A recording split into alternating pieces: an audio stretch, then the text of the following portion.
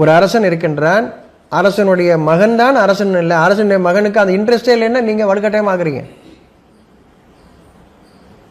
எந்த ஒன்றும் இப்போ என்ன பண்ணுங்க, நீங்கள் அப்படி செய்ய வச்சிங்கன்னா அவங்க உறுதியாக நிற்க மாட்டாங்க, பொய் சொல்லுவாங்க. நம்ம வாழ்க்கையில் இது நடந்துட்டு இருக்கா இல்லையா? ஒவ்வொரு காரியத்திலும் விளங்கிக்கிட்டு எனக்கு என்ன வேணுமோன்னு ஒவ்வொருத்தரும் தனித்தனியாக தான். எந்த அளவுக்கு நம்ம மாறிட்டோம் அப்படின்னா, எனக்கு என்ன வேணும்னு எனக்கு தெரியாத அளவுக்கு, நான் என்ன செய்யணும்னு எனக்கு தெரியல அப்படிங்கிற அளவுக்கு நம்ம ஆகிட்டோம். அந்த அளவுக்கு நம்ம ஆகிட்டோம்.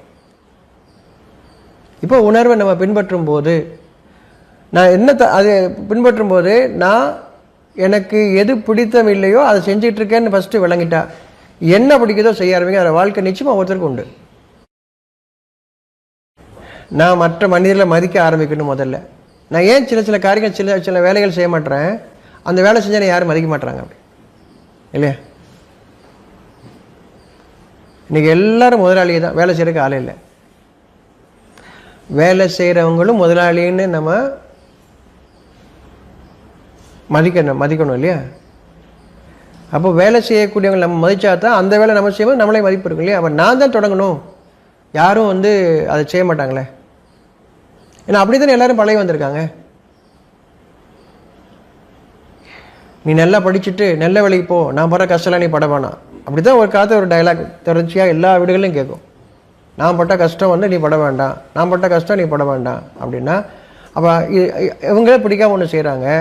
அப்போ இந்த வேலை நீ செய்ய வேணான்னா இந்த வேலை யார் செய்வா? அப்படி அப்போ இன்னொருத்தர் இருக்கார் இல்லையா, அவர் இது மாதிரியே அந்த பேச்சே இல்லாமல் ஆட்சி செய்யக்கூடிய வாழ்க்கையை வாழ்ந்துட்டு இருக்காங்க இல்லையா, அவங்க பூரா நோயாளி ஆகிட்டே இருக்கிறாங்க. நீ யாரும் அவங்களெல்லாம் அழிக்கலாம் வேண்டியது, அவங்களே நோயாளியாக அழிஞ்சிட்டே இருப்பாங்க.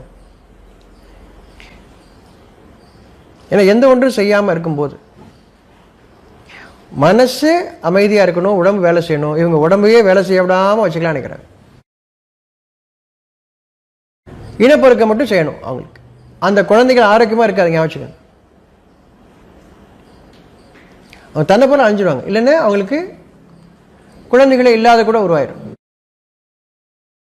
வீணானது எதுக்கு அப்படின்னு இயற்கை அது முடிவு எடுக்கும். இயற்கை அந்த முடிவு எடுக்கும். உடம்பு வேலை செய்யணும். அந்த வேலை செய்ய அந்த மனிதனுக்கு மரியாதை கொடுங்க, செய்கிற வேலைக்கு இல்லை.